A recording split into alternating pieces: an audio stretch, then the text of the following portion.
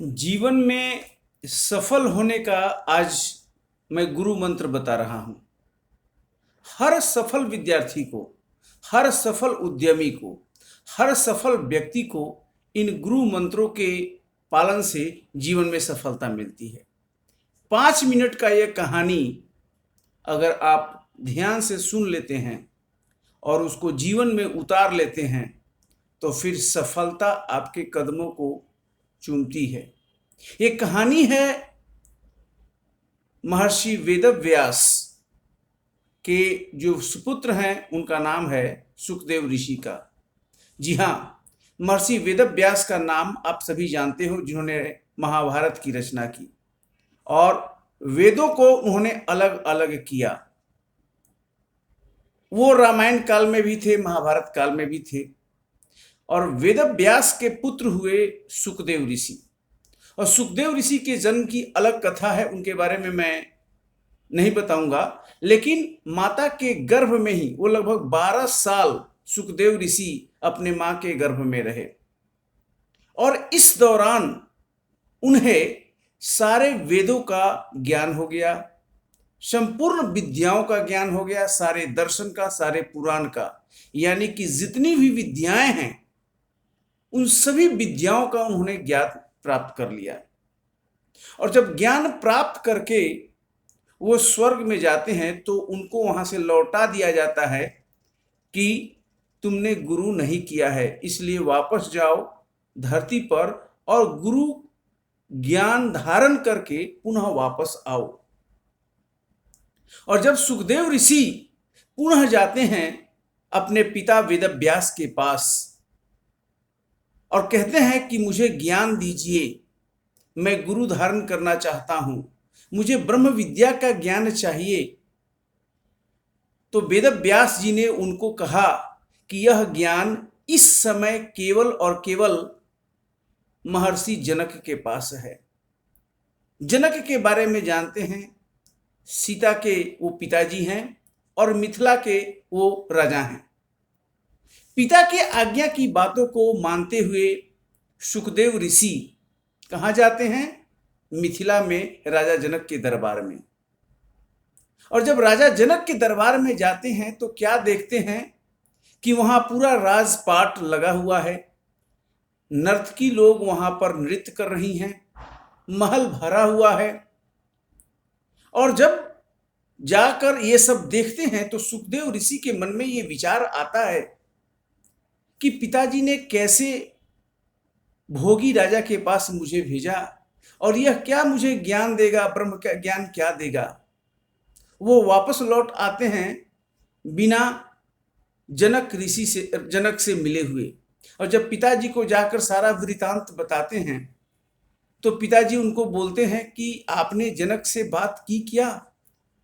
तो सुखदेव कहते हैं कि उनसे तो बात करने की जरूरत ही नहीं थी। जो दृश्य मैं देखा, हमको एहसास हो गया कि यह राजा, कम से कम ये राजा तो मुझे ज्ञान नहीं दे सकता। पिताजी बोलते हैं आपको बात तो करना चाहिए था एक बार, उनसे संवाद करके ही लौटते।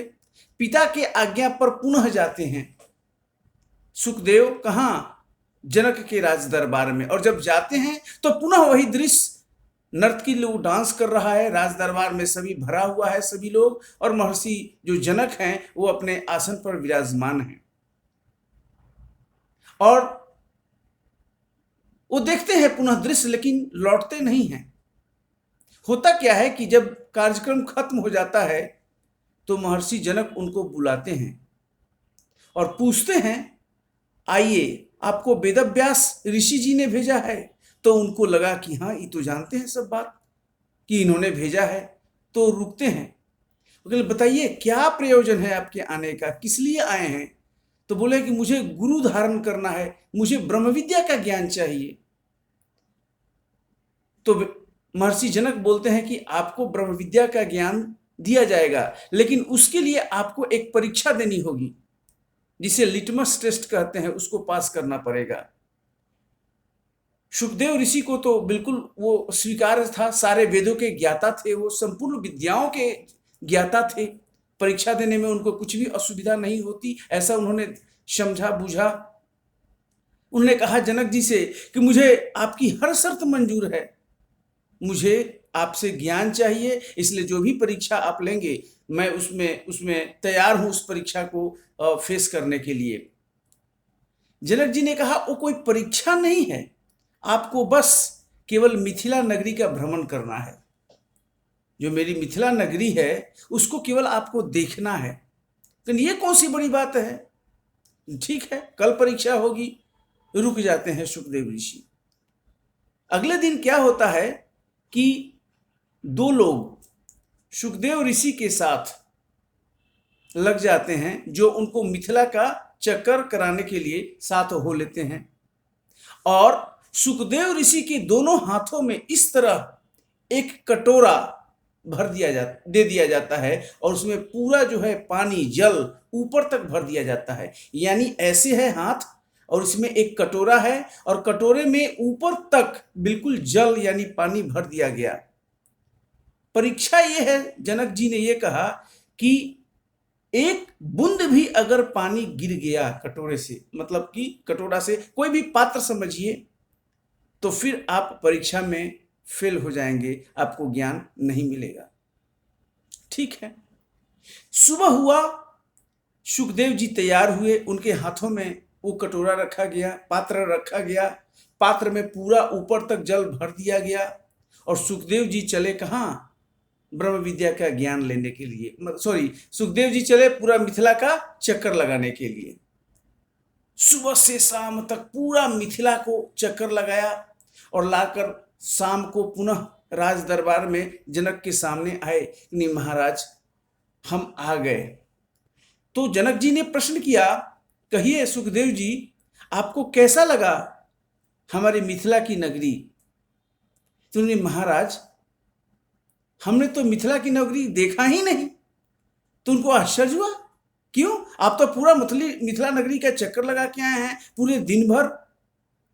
कि महाराज ये सही बात है कि पूरा मिथिला नगरी का मैं चक्कर लगा के आया, लेकिन मैं वस्तुतः मिथिला नगरी को देखा ही नहीं कि वो कैसा है, क्योंकि मेरा पूरा का पूरा ध्यान इस कटोरे पर यानी पात्र में जल पर टिका हुआ था कि जल का एक बूंद भी गिर न जाए, जिससे मैं जो आपकी शर्त थी वो भंग न हो जाए।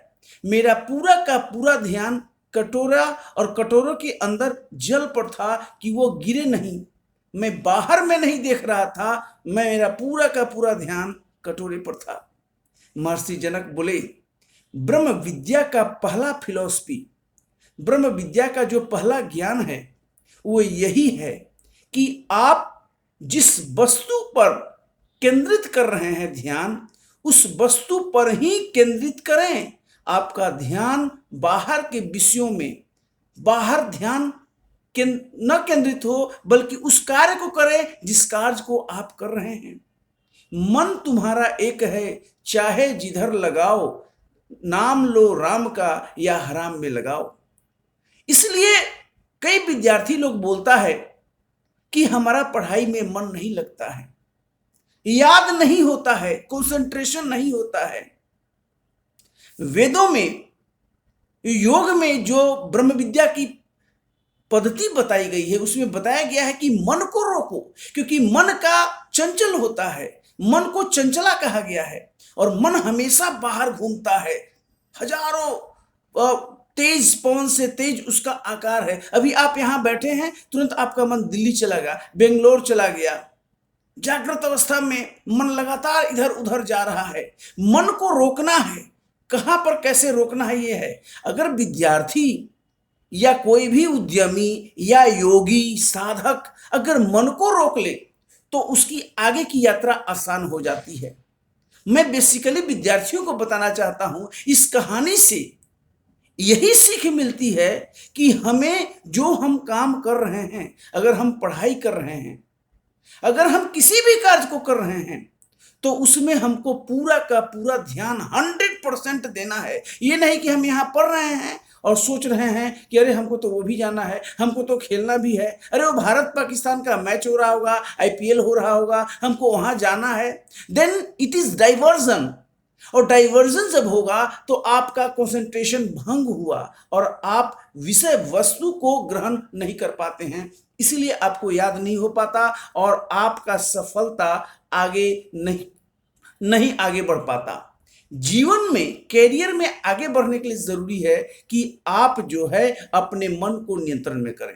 आज मन पर नियंत्रण नहीं करने के कारण लोग जो है अनेक प्रकार के दुर्व्यसन के शिकार हो रहे हैं, नाना प्रकार के व्यसन को ले रहे हैं, धारण कर रहे हैं, खैनी खाते हैं, सिगरेट पीते हैं, दारू पीते हैं, गलत गलत काम करते हैं, हत्या, अपहरण, तमाम सी बातें क्यों हो रही है? क्योंकि मन वो आपके माध्यम से करवा रहा है। उसको रोकिए।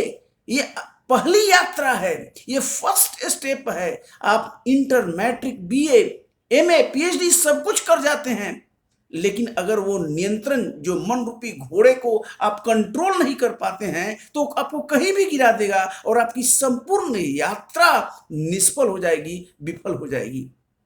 कैसे रोके मन, कहाँ रोके? ये बहुत जरूरी है मन को रोकना। ये ब्रह्म विद्या विहंगम योग का ज्ञान है। जब ये ज्ञान आप धारण करते हैं तो गुरु भेद से बताया जाता है कि मन को कहाँ रोकना है। इस तन में मन कहाँ बसे, निकस जाए नौ ठौर, गुरु भेद है तो परख लो, नहीं तो गुरु करो और। ये गुरु का ज्ञान होता है जो बताया जाता है, ये गुप्त विद्या है जो बताया जाता है मन को कहाँ रोकना है। अगर मन नहीं रुका तो व्यर्थ हो जाएगा, जीवन निष्फल हो जाता है, विद्यार्थी आगे नहीं बढ़ पाता, योगी आगे नहीं बढ़ पाता, उसका मार्ग आगे अवरुद्ध हो जाता है। इसलिए हमें इस कहानी से ये शिक्षा मिलती है कि हमारा मन जहाँ पर है उसी पर केंद्रित करना चाहिए। जो कार्य हम कर रहे हैं 100% हम वहीं रहें। ये नहीं कि अभी हम पढ़ाई कर रहे हैं और कहीं और की बात सोच रहे हैं, वो विफल हो जाता है। अतः आप सभी से निवेदन है कि आप इस बात को समझें और अपने आप को जीवन में एक सात्विक राह पर, एक सही रास्ते पर लाने के लिए मन रूपी दानव के चंगुल से अपने आप को आजाद कीजिए। इसे जरूरी है जीवन में एक सफल व्यक्ति बनने के लिए। कैसा लगा ये वीडियो? इस वीडियो के कमेंट बॉक्स में आप अपने सुझाव, आप अपने विचार व्यक्त कर सकते हैं। बहुत बहुत धन्यवाद। ओम शांति।